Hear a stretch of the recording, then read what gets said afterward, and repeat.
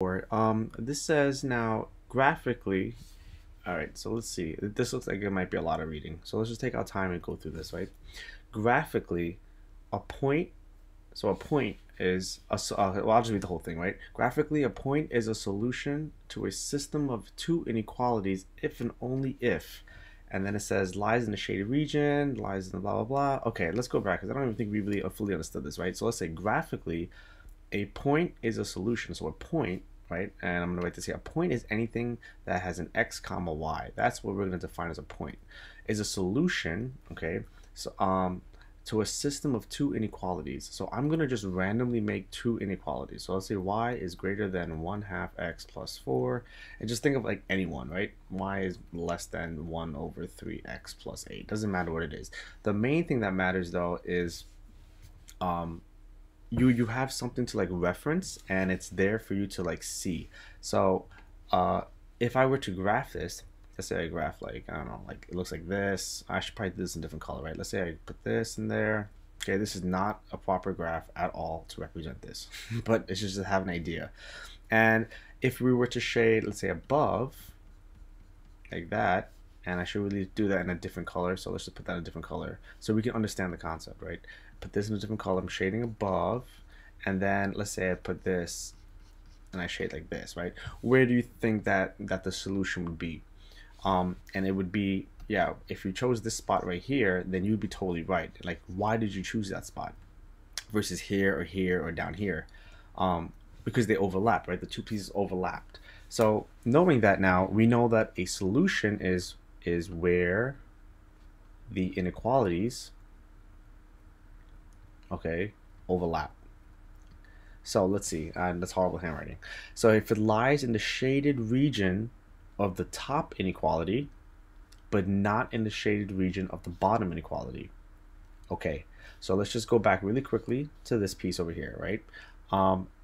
If this was my first line, and this was my second line, okay, they're saying if a solution is true for the first inequality, so this is my first one right here, okay, going up, that means here, because I shaded this way, but it's not in the second one. Is this a solution to both inequalities? No, it's not, because that means that it only makes that first top equality. A top equality means like this. So this would be my top inequality, this would be my bottom inequality.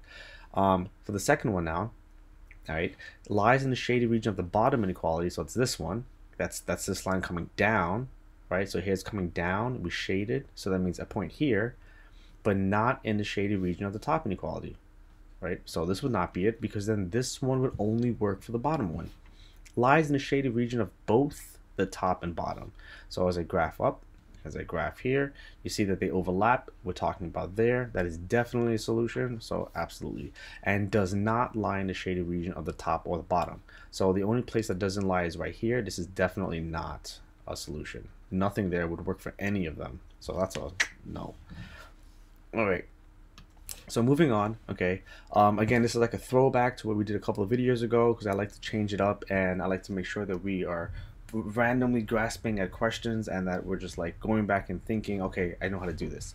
So they gave us the inequality here. They should graph it for us. Great. Which linear inequality does not, or will not, I should say, will not have a shared solution set with the graphed linear inequality?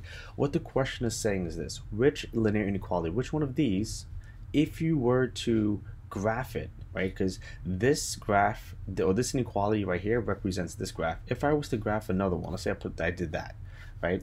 And I was to like graph it, which one of these would not have a shared solution? A shared solution is this, where they both intersect. This would be, anything here would be a shared solution by both of them. So we have to think now, where or in what circumstance would you not have a shared solution? Okay, I'm gonna scroll back to a video that we did a while ago. Okay, I believe it was like the second or third question. So I'm gonna go back, okay, to this one, and you see right there in the middle of the screen in purple, parallel lines. And notice that the parallel lines, number one, they never intersect. That's the definition of a parallel line, is that they will never intersect.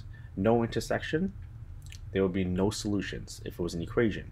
For an inequality now, they don't necessarily have to intersect to be a solution, but they must both overlap at some point. So the lines themselves don't necessarily have to cross each other. I mean, it's great if they do, but as long as they're as when you shade, right? There's this area where they overlap, but there's no overlap here for any of them. So parallel lines is a good place to start.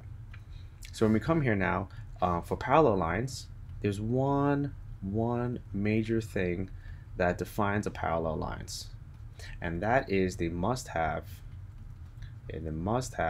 the same, what do you think it is? The same slope. Incredibly important. That is one of the defining features. So to do that, I go right here, and I'm saying to myself, all right, well, that's a slope, 5/3. Great. I'm going to scroll down here, and look at this. This is a negative 5/3. I don't need that. Okay, and this one is negative 5/3, leaving just these two choices. So we can potentially graph this. Okay, so let's just go ahead and graph it. We start at -2. That's down here. It says we're going to go down, up 5, right 3. So up 1, 2, 3, 4, 5, right 1, 2, 3. This is what we're here. That's a less than sign. Okay, so we're going to be shading below, but also it is a dash line. So I'm going to go ahead and draw a dash line there. Now, if you already see what the answer is, or you don't see what the answer is, that's okay.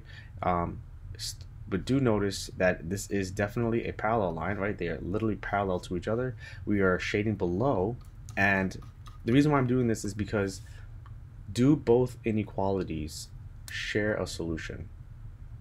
So look at the one that's in peach color, I guess. Okay, see where it's being shaded. So it's literally being shaded all down here. All down here, that's the peach, right here.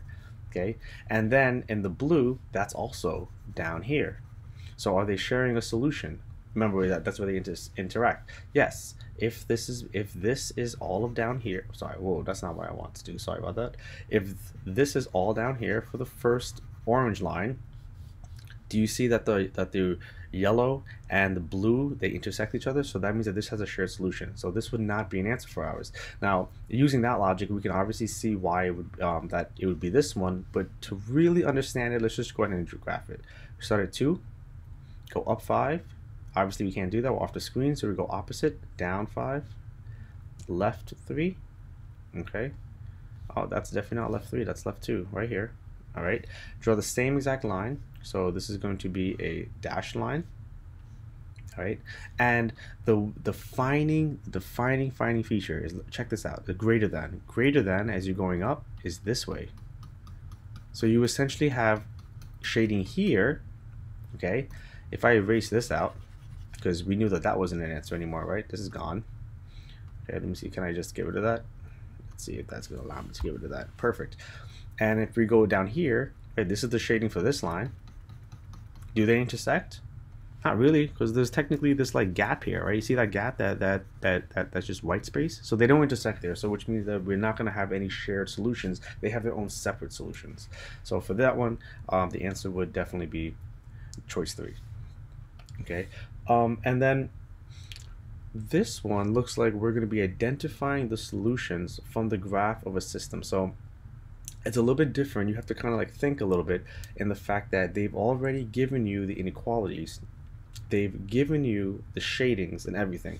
Now, what you could do is we could actually go through each of these lines. Check each one. That's 1, 2, 3, 4, 5, 6, 7, 8 lines that we're going to have to check. Okay, so let's not do that. That's way too many. Rather, let's just use this as an opportunity to create lines instead. So I'm going to do the orange one. Okay, the orange one I'm going to do here. So let's start there. Remember, it's y equals mx plus b is the format. Do you remember how to write the equation of a line? So you always start at the starting point. In this case, that's the 2. See, this is the y-intercept. I'm crossing the y-axis. So I'm going to put this as a 2 right there. It is a positive 2. Okay. We don't really know what the sign is yet, possibly. Okay. But do we know what the slope is? So I'm going to place an x there. And the slope is going to be the fraction. So choose a perfect point. What I mean by perfect point is this right here is not a perfect point. However, this is a perfect point. So if I go, I'm going up to right 1. So I'm going up to right, 1.